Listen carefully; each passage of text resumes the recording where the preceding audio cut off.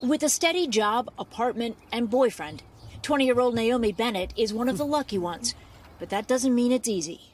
I have a lot of nightmares, night terrors or something. Are you battling depression right now? Yeah. Naomi entered the West Virginia foster care system when she was roughly 12 years old. For the next 4 years, she was shuttled between more than a dozen different facilities.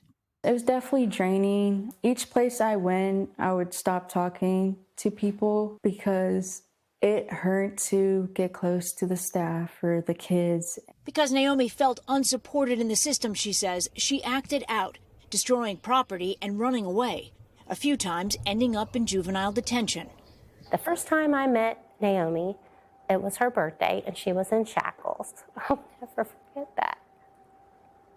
I'll never forget that. Shackles? Mm-hmm. Yeah.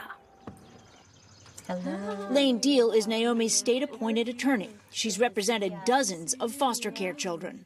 There have been instances where the department has not been able to find a placement for a child, and they have been reported to have to place the child in a hotel. West Virginia's foster care system is maxed out, largely because of the state's intractable opioid epidemic. It has the nation's highest rate of children in foster care, but not enough foster care families or caseworkers. The foster care system is really on a cliff. It depends upon Mike Folio worked as Assistant General Counsel for the state's Department of Health and Human Resources. He's now a government watchdog.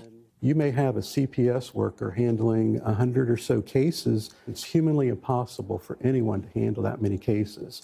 According to a class action lawsuit filed in federal court by a nonprofit and Folio's organization, children in West Virginia have been abused and neglected, put in inadequate and dangerous placements. Like Naomi, who ended up in out-of-state facilities, including Foundations for Living in Mansfield, Ohio. They had cameras there, but in the staircase they didn't. So sometimes if it's just a kid and a staff, sometimes if the staff didn't like them, then they would just start hitting them. Like, they would fight. In the stairwell where there were no cameras? Yeah.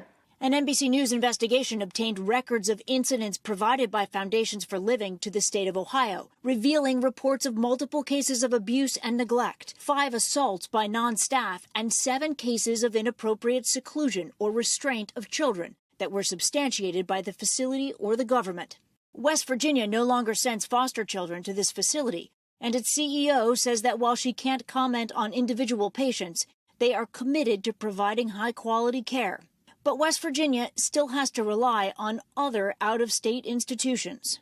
And when the foster care system is maxed out, who suffers as a result of it? The children and the families. Everybody, really. Governor Jim Justice has acknowledged there are challenges. There's still tons of work to do. Tons and tons and tons of work to do. There have been some leadership changes, and the agency has been reorganized. But Folio says it's not enough. You have a system in chaos and kids who live in trauma. I don't have this utopian view that we can wave a magic wand and fix it. It's going to take decades to do it.